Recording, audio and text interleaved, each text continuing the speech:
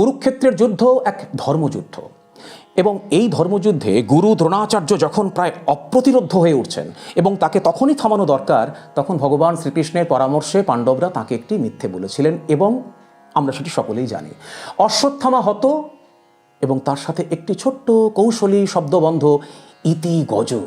এখন তাকে যদি ওই মিথ্যেটি না বলা হতো তাহলে কি গুরু দ্রোণাচার্যকে থামানো যেত? আর তা যদি না যেত তাহলে যুদ্ধের ফল কিন্তু অন্যরকম হতে পারত।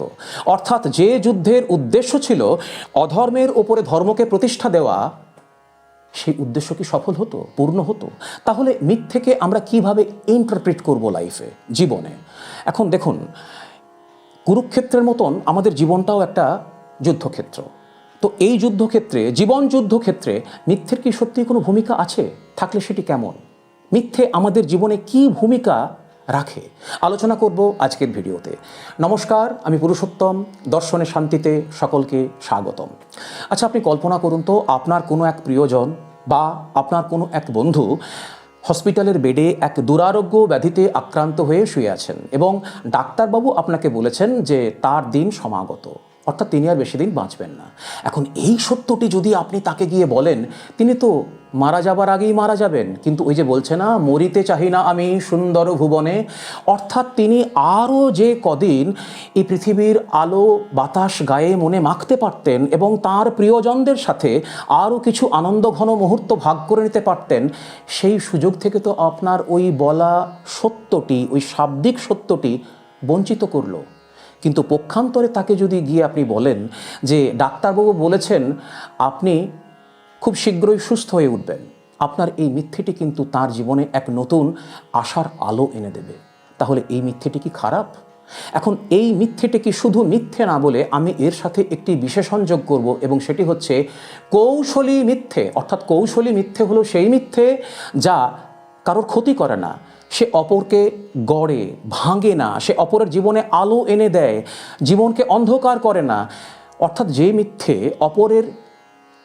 অপরকে গড়ে, অপরের জীবনে আলো এনে দেয়, অপরকে রক্ষা করে, ভাঙা সংসারকে জুড়ে দেয়, হারিয়ে যাওয়া বিশ্বাসকে ফিরিয়ে দেয়, সে মিথ্যে কি খারাপ? এখন এই মিথ্যের কথা বলতে গিয়ে আমি বলবো, মিথ্যে সাধারণত দু রকমের, একটি সাদা মিথ্যে, একটি কালো মিথ্যে। সাদা মিথ্যে মানে ওই যে বললাম, যে মিথ্যে সদাই কল্যাণ করে, আলো দেয়। আর কালো মিথ্যে মানে কপটতা, অর্থাৎ কপট মিথ্যে, সে মিথ্যে সদাই খারাপ। ঠিক ওই মিথ্যের মতনই সত্যও কিন্তু তিন রকম। একটি হচ্ছে কল্যাণকারী সত্য, একটি হচ্ছে আঘাতদায়ী সত্য, আর একটি হচ্ছে অপ্রিয় সত্য। এখন যে সত্য কল্যাণকারী, সে সত্য তো আমাদের সকলের সদা আদর্শ হওয়া উচিত, এবং সেই সত্য কথন, সত্য বচন এবং সত্য পথ অবলম্বন, এটা তো আমাদের প্রত্যেকের জীবনের একটা মহান আদর্শ হওয়া উচিত। সেই নিয়ে কোনো কথা না, কথাটা হচ্ছে মিথ্যেকে নিয়ে। কোন মিথ্যে আমাদের জীবনে ভালো? এবং আমরা দেখলাম যে কৌশলী মিথ্যে আমাদের বাঁচিয়ে দেয়, রক্ষা করে। কেমন?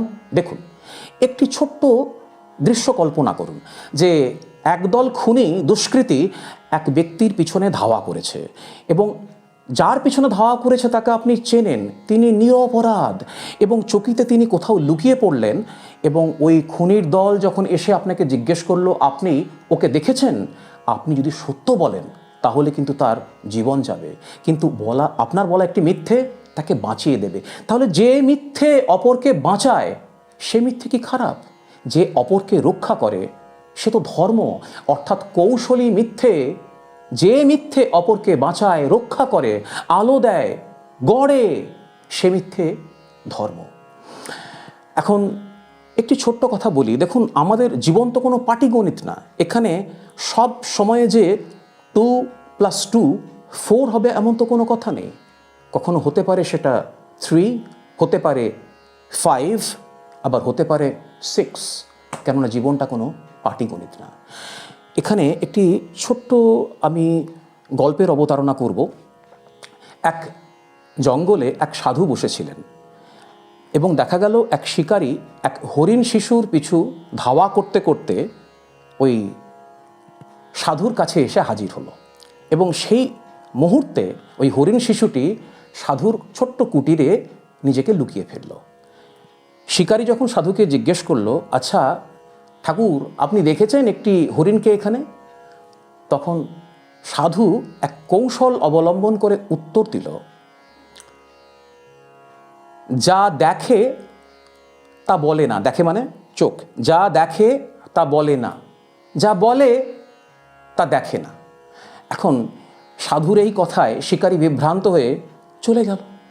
এখন দেখুন, সাধু যদি তাকে সত্য কথাটি বলতো তাহলে কিন্তু ওই হরিণ শিশুর জীবন যেত।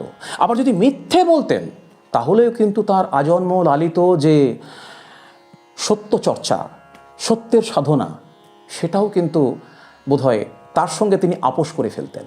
সুতরাং তিনি একটি কৌশলী পথ নিলেন। আমি আবারও বলছি, যে মিথ্যে অপরকে আলো দেয়, যে কৌশলী মিথ্যে অপরকে গড়ে, সে মিথ্যে অবশ্যই ভালো। এখন মহাভারত আমাদেরকে অনেক কিছু শিক্ষা দেয়। প্রথম কথা আমি একটি বলি, দেখুন দুটি শব্দ আছে, একটি হচ্ছে মুখ আর একটি হচ্ছে বুক। মুখে যে কথা বলা হয় তার থেকে অনেক বেশি গুরুত্বপূর্ণ হৃদয়ে যেটি অনুভব করা হয়। অর্থাৎ আমি বলতে চাইছি, শব্দের সত্যের থেকেও হৃদয়ের সত্য অনেক বেশি বড়। এবং মিথ্যে বলা বা না বলা এটা কিন্তু ক্ষেত্র বিশেষে নির্ভর করে। ক্ষেত্র বিশেষ মানে আপনি কোথায় কিভাবে মিথ্যেকে বলবেন। এখন কোনো মিথ্যে যদি কাউকে বাঁচায়, কোনো মিথ্যে যদি অপরের ক্ষতি না করে অপরকে রক্ষা করে, সে মিথ্যে অবশ্যই আমরা বলবো এবং সে মিথ্যে বলা ধর্ম।